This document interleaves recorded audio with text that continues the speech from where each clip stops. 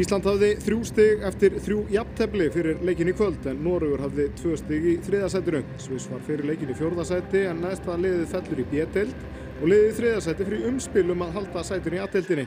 Það var því mikilvægt fyrir Ísland að ná góðri sókn snemma leiks. Sandra með frábæra snertingu og Karolína Lea sem færir hann út á Sveindis og hér Sveindis komin á ferðina. Þetta staða sem henni líka vel. Hér með Bjeldi til varnar, Sveindis leggur hann fyrir sig, fyrir skotið, stókir inn, Sveindis Jane! Takk fyrir penn!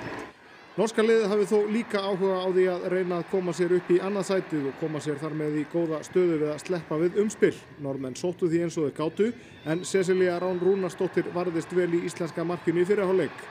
Ísland slapp svo líka með skrekkinn snemma í seinni hálfleik. Eitthvað var þó á endanum að láta undan og eftir frábæra sókn Noregs 8 mínútur fyrir leikslok endaði boltinn við íslenska markið þar sem Guðdís Perla Viggósdóttir náði ekki að hreinsa frá og boltinn endaði í markinu, sjálfsmark og staðan orðin jöfn 1-1.